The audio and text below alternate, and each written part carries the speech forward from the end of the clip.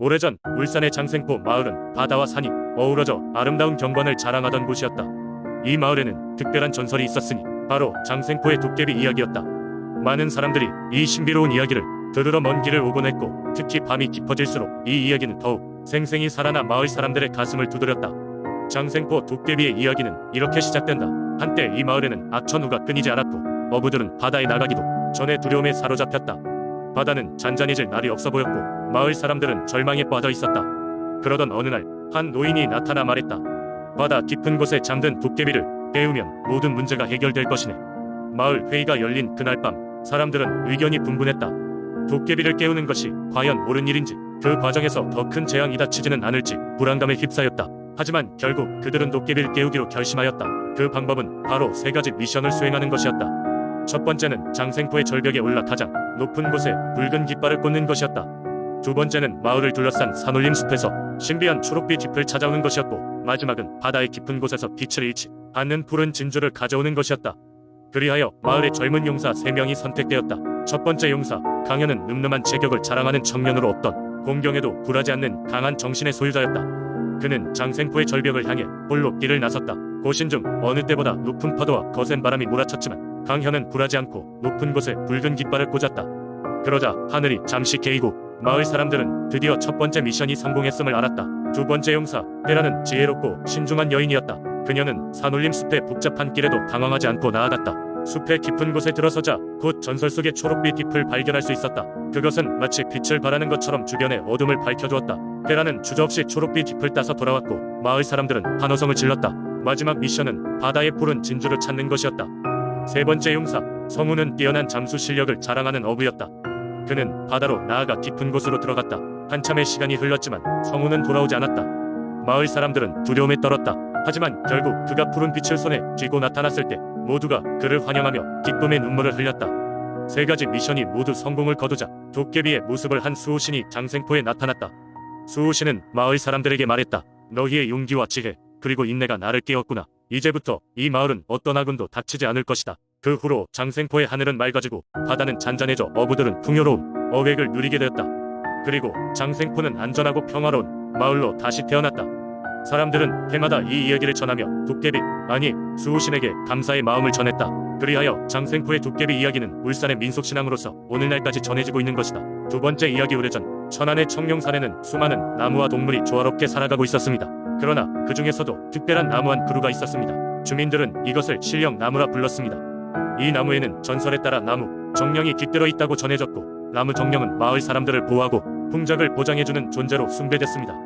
매년 가을 마을 사람들은 그 나무 아래에서 정령집라는 의식을 열었고 풍성한 음식을 차려 나무에게 바쳤습니다. 이들은 순수한 마음으로 정령에게 감사를 표하고 앞으로의 안녕과 풍요를 기원했습니다. 하지만 정령의 존재를 의심하는 한 젊은이가 있었습니다. 그의 이름은 영우였고, 그는 항상 세상의 이치와 과학에 관심이 많아 보이지 않는 존재를 믿지 않았습니다. 그러던 어느 날 마을에 갑작스러운 가뭄이 찾아왔습니다. 밭은 마르고 호수는 점점 말라갔습니다. 마을 사람들은 두려움과 불안에 떨었고 슬슬 실령나무에게 기도를 올리기 시작했습니다. 하지만 영우는 이를 비웃으며 자연 현상에 불과하다고 여겼습니다. 그는 마을 사람들이 의존하는 그 나무가 어떤 힘도 없음을 증명하고 싶어 했습니다. 영우는 밤을 틈타 그 실령나무를 잘라버리겠다는 결심을 했습니다. 그리고 칠흑 같은 밤 도끼를 손에 쥐고 나무 앞에 섰습니다.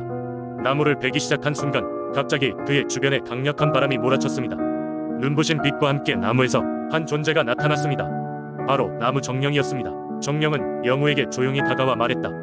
내가 내 존재를 증명하려 한다면 조건이 있다. 너는 나의 도움 없이 이 마을을 지켜내야 한다. 그 순간 영우는 자신이 무엇을 하고 있었는지 깨달았습니다. 그는 즉시 도끼를 내려놓고 정령에게 사과했습니다. 정령은 그에게 온화한 미소를 지으며 말했다. 내가 믿지 않았던 이유는 알겠다. 하지만 이제 내가 해야 할 일은 믿음과 의심 사이의 균형을 찾는 것이다. 영우는 마을로 돌아갔고, 그날 밤부터 산속에서 바람이 울부짖듯 불기 시작했습니다. 바람은 비를 몰고 왔고 마을은 다시금 생기를 되찾았습니다. 그 후로 영우는 나무 정령에 대한 깊은 신앙을 가지게 되었으며 마을 사람들과 함께 매년 정령제에 적극 참여했습니다. 그는 어떤 과학보다도 중요한 것이 사람들 간의 믿음과 자연과의 조화임을 깨달았습니다. 청룡산의 실령나무와 나무 정령의 이야기는 오늘날까지 전해 내려오고 있으며 천안의 많은 사람들에게 자연의 소중함과 신뢰의 가치를 일깨워주고 있습니다. 세 번째 이야기. 옛날 옛적 전라남도 무흥의 작은 어촌 마을은 바다와 밀접한 삶을 이어가고 있었습니다. 마을 사람들은 바다에서 고기를 잡아 생활을 이어가곤 했지요. 하지만 그해 여름 거센 바람과 악천후로 인해 몇 달째 고기잡이가 힘들어졌습니다. 마을 사람들은 점점 쌓여가는 불행에 걱정이 깊어져만 갔습니다. 그러던 어느 날 마을의 마지 할머니가 큰 결심을 하게 됩니다. 바다에 수호신 용왕에게 도움을 청하기로 한 것입니다. 할머니는 깊은 밤 홀로 바닷가로 나갔습니다. 파도가 철썩이는 소리를 들으며 마음을 가다듬고 작은 제단을 쌓았습니다. 그 위에 마을 사람들이 준비한 곡식과 과일을 올려놓고 용왕에게 기도를 드리기 시작했습니다. 간절한 기도 덕분이었을까요? 할머니가 기도를 마친 후 잔잔하던 바다에서 큰 물결이 일기 시작했습니다. 물결은 금세 신비한 기운을 띠며 할머니 앞으로 다가왔고 그 속에서 비늘이 반짝이는 거대한 용의 머리가 나타났습니다. 용은 부드러운 목소리로 할머니에게 말했습니다. 노구를 이끌고 나에게로 오는 너의 간절함을 느꼈다. 무엇을 원하느냐? 할머니는 떨리는 목소리로 대답했습니다. 저희 마을이 너무나도 어려운 상황에 있어 용왕님께 도움을 청하고자 왔습니다. 무사히 바다에서 고기를 잡고 마을이 다시 평안해질 수 있도록 도와주십시오. 용은 잠시 생각에 잠긴 듯 눈을 감더니 다시 눈을 뜨고 말을 이었습니다. 좋다. 너희 마을의 진심 어린 마음을 받았다. 오늘 밤 내린 비가 그치면 바다에 다시 나가 고기를 잡아라. 그러나 절대 욕심을 부리지 말고 바다가 허락하는 만큼만 가져가도록 하여라. 용의 말은 마치 주문처럼 할머니의 마음속 깊이 새겨졌습니다. 할머니는 연신 감사의 인사를 올리고 마을로 돌아왔습니다. 다음 날 아침 날씨는 놀랍게도 그칠 줄을 모르던 비가 멈추고 맑은 하늘을 드러냈습니다. 마을 사람들은 할머니의 이야기를 듣고 용왕의 말씀을 따라 바다로 나가게 되었습니다.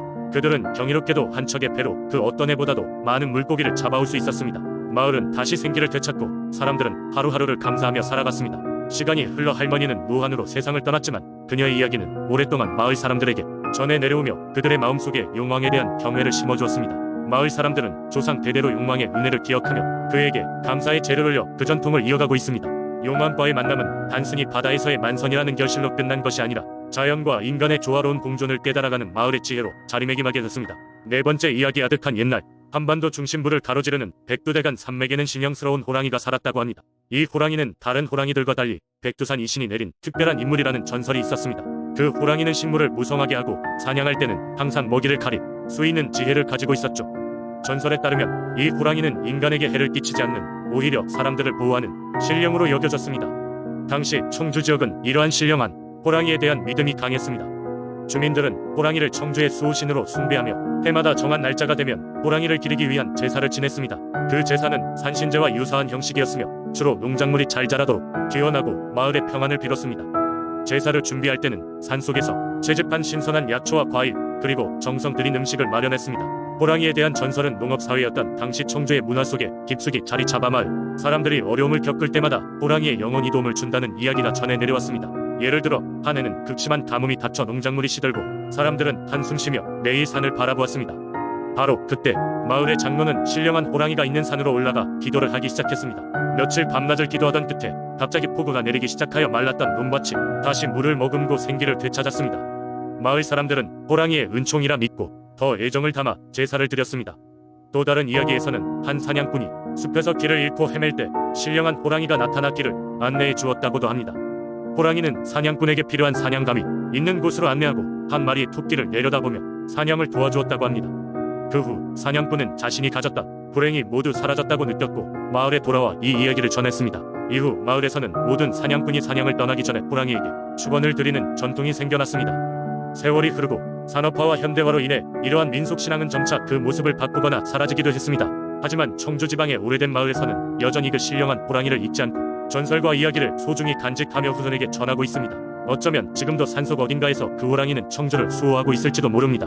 이러한 이야기는 청주 사람들에게 자연과 조화롭게 살아가는 법을 일깨워줍니다. 자연과 인간의 상호 존중 그리고 그 안에서 피어나는 신비로운 믿음의 힘을 통해 옛 선조들이 느꼈던 삶의 지혜를 새삼 되새겨 볼 수 있습니다.